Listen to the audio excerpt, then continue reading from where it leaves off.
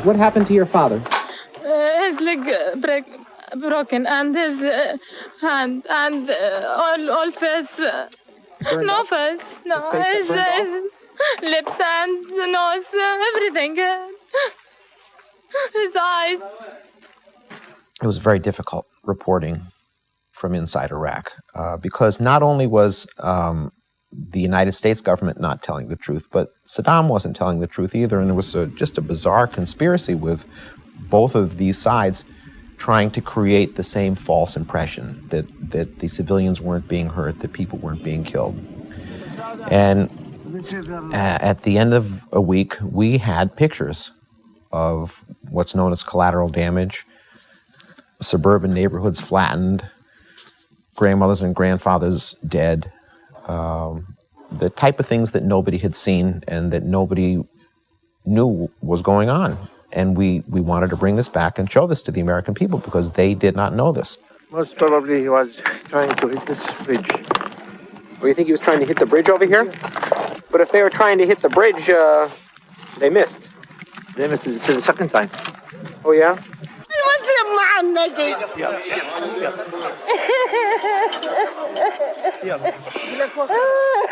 And what happened in this house here? What happened? One rocket. A rocket? One rocket, yeah.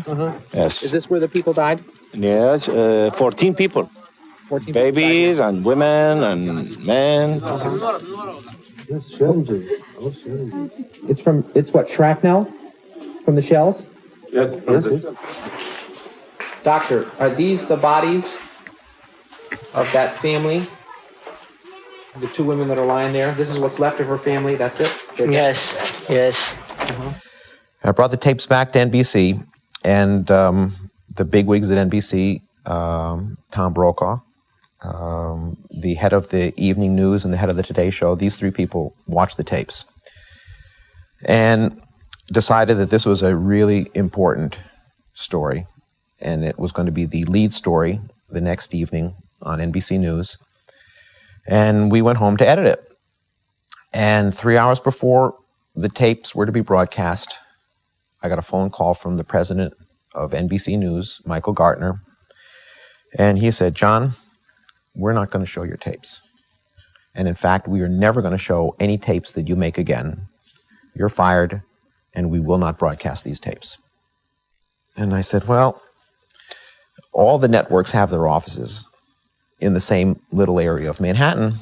Let's call up CBS. And I went over to the phone booth and I called up CBS and I wound up speaking to their executive producer. He said, "Come on, show me the tape." So I showed him the tape and he was astonished because nobody had seen anything like this before. He said, "Well, we'll broadcast the tape. We'll put it on tomorrow night.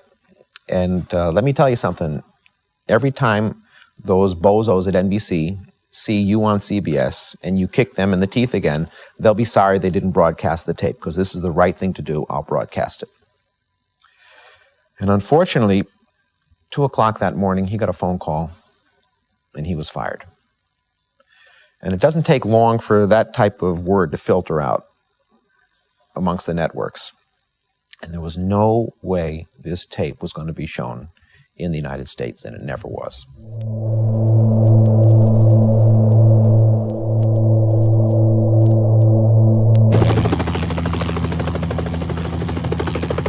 On the night of February 26th, 41 days after war began, planes and helicopters attacked thousands of Iraqis fleeing Kuwait, soldiers and civilians.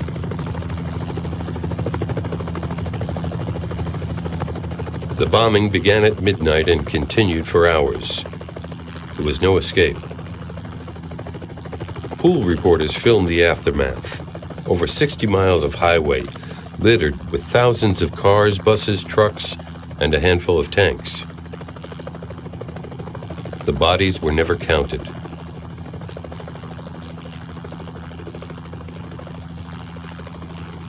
Charges of war crimes were brought against the United States, but the case was never brought before the World Court.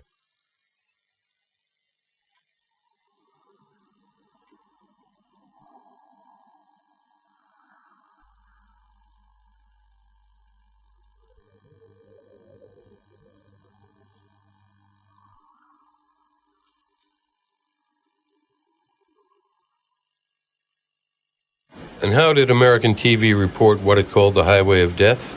Everywhere along this highway, there is evidence of the panic of the retreating Iraqi army. Many tanks were simply abandoned as soldiers fled the city. American reporters chose tanks for backgrounds. City is now a highway of destruction, a surreal scene, a roadway of shattered Iraqi armor and men. And commentary transformed troops in disarray into an army in fighting retreat. There was no mention of civilians. Interpretation was left to military sources. In addition to being fairly incompetent, they were thieves as well as murderers.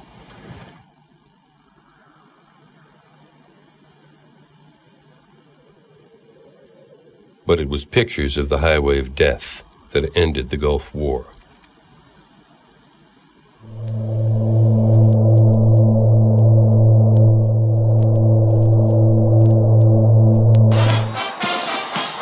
War's End stole the headlines.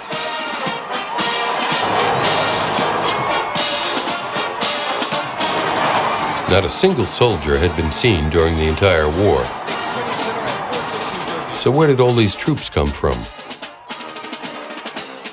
Operation Welcome Home tried to put a human face on the war, but it was too late for George Herbert Walker Bush. It's a proud day for America, and by God, we've kicked Vietnam syndrome once and for all. Thank you very, very much.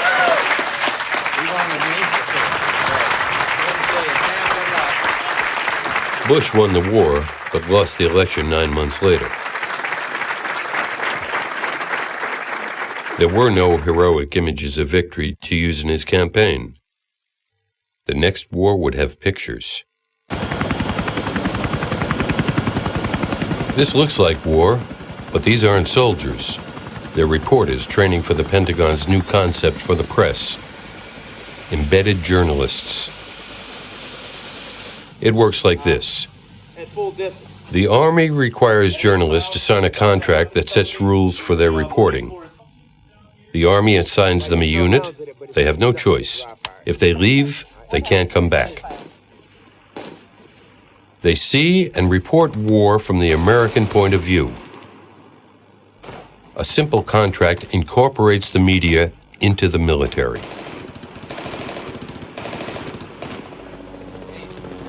The embed process was both the result of pressure from the media to have greater access, lack of satisfaction in the political establishment about the benefits of the Gulf War.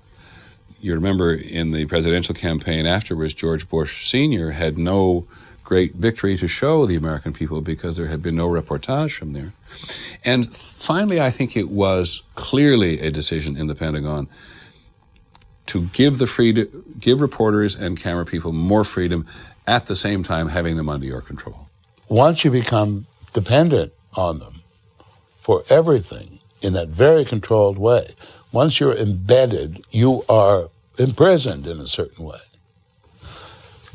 And at the same time, they're saying to you, put your cameras on our tanks, we're going to show you pictures you never would have gotten without us. And they're right, by the way. From ABC If the Pentagon was determined to do better this time with embeds and new technology, so was American television. Gulf War I, Take 2. War in Iraq. On World News tonight, Saddam Hussein... War with Iraq, when it matters most. The graphics were better, the music was better. Television war plunged into the world of virtual reality. America at War. John Roberts and Byron Pitts with the Marines. Jim Axelrod with the 3rd Infantry Division. Mark Strassman with the 101st Airborne. The first Gulf War was live, but without pictures. This war would have almost every image imaginable. War coverage from the front lines. Experience CBS News.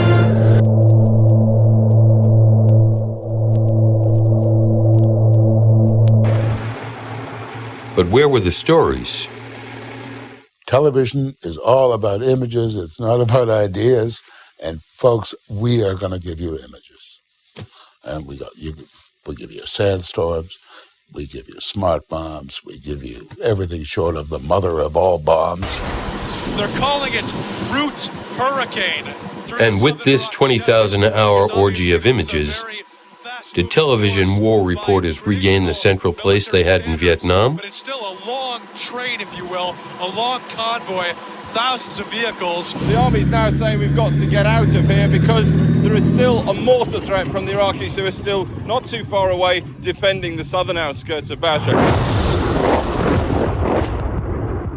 For 4 days now, they have been taking incoming fire from this group of buildings you can see through the mist there. It was once a hospital, it is now an Iraqi command center. We've heard at least 20 loud explosions like that over the last 10 minutes or so. Here's another one. The guys in this war didn't have time to think, time to make even phone calls, time to check it out with other people. The anchorman would switch to him and he'd say, "What's happening?" And he'd say, "What's happening?" You never heard a single one of those field correspondents said, "I'm not ready, Charlie. Come back in 10 minutes." Well, that guy wouldn't last very long out there. I actually doubted that the people who were embedded were going to see any action, but in fact, I was wrong. And I think that a lot of the people who were embedded did see action. But for all the dozens and perhaps hundreds of reporters that were embedded with the American troops, there wasn't anybody who was embedded with an Iraqi family. Come out, come out, come out, come out! Out here in the yard, out here in the yard. Keep going, keep going, keep going, keep going. Good stuff, sir. Yeah, clear the house now. No one there, no one. No one in there? Just...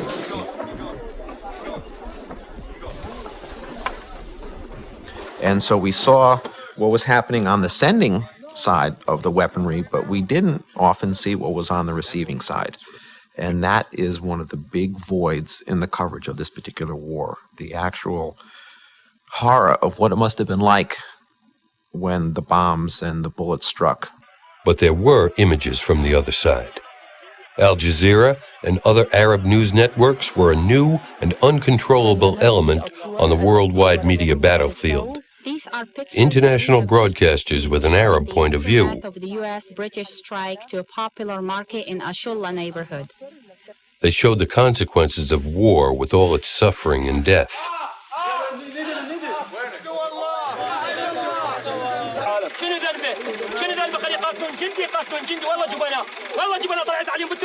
With images like this available to the world, American television was forced to take account of the 100,000 Iraqi civilian casualties.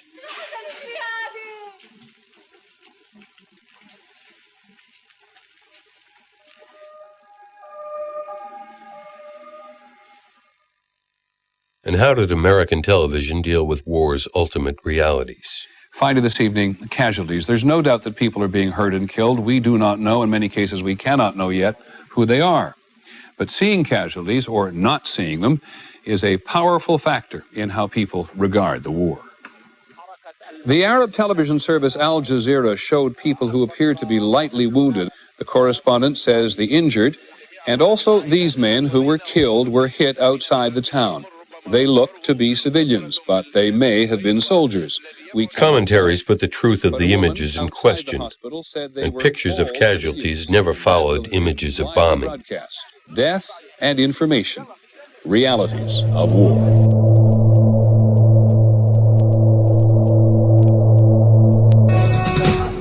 It was truly a historic moment, imbued with symbolism.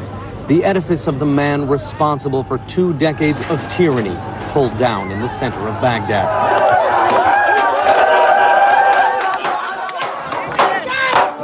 Iraqis tried to topple the statue themselves, but U.S. Marines quickly lent them a hand. There was joy and anger today. That's the official story.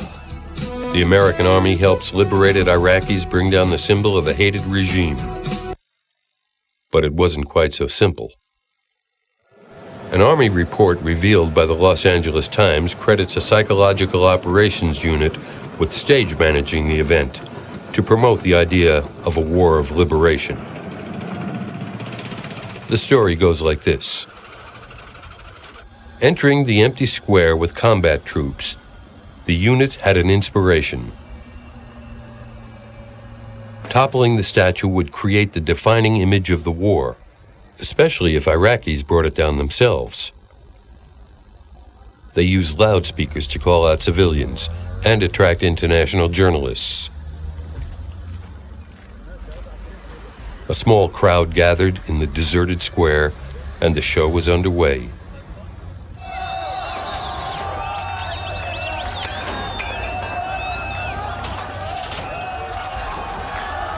And later, that American flag briefly draped over the face of the dictator? Was it a propaganda era, the image of an occupier, not a liberator, and so quickly taken down? Or was it their intention to film one version for domestic American consumption and a second with the Iraqi flag for an international audience? Close-up images gave the impression of a joyous, spontaneous crowd. But look closely. It's mostly soldiers and journalists. The image was false, but memorable. Scripted for television, impact by the military. And it worked.